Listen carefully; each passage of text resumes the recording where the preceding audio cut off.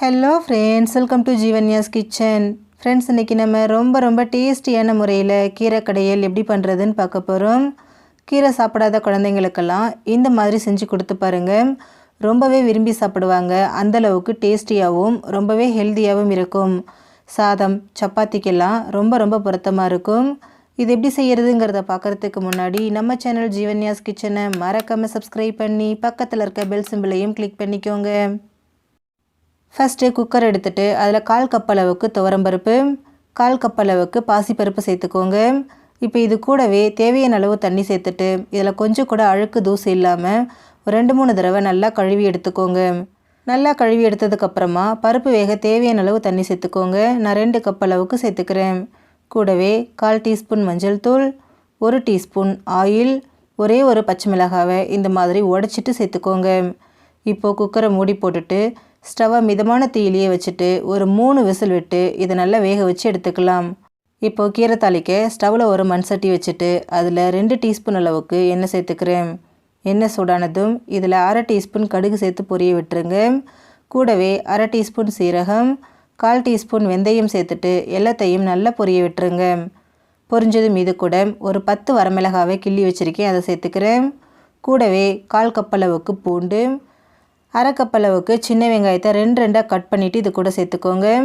கூடவே ஒரு 3 கொத்தளவுக்கு ஃப்ரெஷ்ஷான கருவேப்பிலையும் சேர்த்துக்கோங்க. சேர்த்துட்டு வெங்காயமும் பூண்டும் லைட்டாக செவக்கிற அளவுக்கு இதை நல்லா வதக்கி விடுங்க.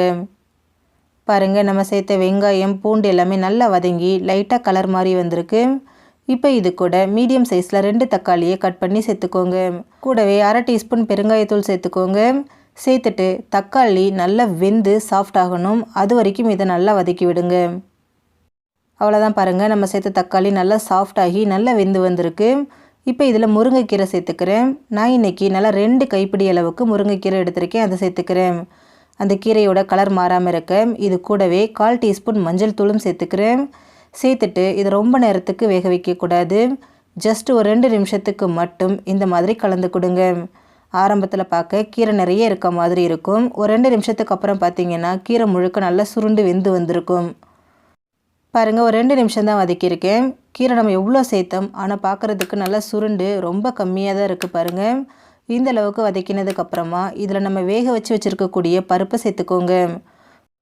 கூடவே தேவையான அளவு உப்பு சேர்த்துக்கோங்க. நான் 1/2 டீஸ்பூன் அளவுக்கு கல் உப்பு சேர்த்துருக்கேன். சேர்த்துட்டு இது எல்லாத்தையும் நல்லா ஒரு தடவை இந்த மாதிரி கலந்து விடுங்க. கலந்து விட்டுட்டு ஸ்டவ்வை மிதமான தீயிலேயே வச்சுட்டு ஒரு 5 நிமிஷத்துக்கு இதை குக் பண்ணுங்கள், நல்லா வேகட்டும். பாருங்கள், ஒரு 5 நிமிஷம் ஆகிடுச்சு. நம்ம சேர்த்த கீரை எல்லாமே ஓரளவுக்கு நல்லா வெந்து வந்திருக்கு. இப்போது ஸ்டவ் ஆஃப் பண்ணிக்கோங்க. ஆஃப் பண்ணிவிட்டு இதை நல்லா மசிச்சு எடுத்துக்கோங்க. நான் மத்து வச்சு தான் மசிக்கிறேன். முருங்கைக்கீரை உங்களுக்கு ரொம்ப குழைவாலாம் மசியாது ஃப்ரெண்ட்ஸ், ஒன்றும் பாதியமாக தான் அரைப்பட்டு வரும். அதனால் கீரை கொஞ்சம் ஒன்றும் பாதியமாக ஆகிற அளவுக்கு இதை கடைஞ்சிக்கோங்க. பாருங்கள், ஓரளவுக்கு நல்லா கடைஞ்சாச்சு. கீரை ரொம்ப குழையில, முழுசாகவும் இல்லை, ஒன்றும் பாதியமாக இருக்குது. அவ்வளோதான் ஃப்ரெண்ட்ஸ், நமக்கு ரொம்பவே அருமையான சுவையில் முருங்கைக்கீரை கடையல் ரெடி ஆகிடுச்சு. எவ்வளோ சூப்பராக இருக்குது பாருங்கள். டேஸ்ட்டு இன்னுமுமே சூப்பராக இருக்கும். ஃப்ரெண்ட்ஸ், நீங்களும் இந்த ரெசிபியை ட்ரை பண்ணி பாருங்கள். இந்த வீடியோ உங்களுக்கு பிடிச்சிருந்துச்சுன்னா லைக் பண்ணுங்கள், ஷேர் பண்ணுங்கள், கமெண்ட் பண்ணுங்கள். ஜீவன்யாஸ் கிச்சனை மறக்காமல் சப்ஸ்கிரைப் பண்ணி பக்கத்தில் இருக்க பெல் சிம்பிளையும் கிளிக் பண்ணிக்கோங்க. அப்போ தான் நான் போடுற வீடியோஸோட நோட்டிஃபிகேஷன்ஸ் உடனுக்குடனே உங்களுக்கு வரும். தேங்க்யூ.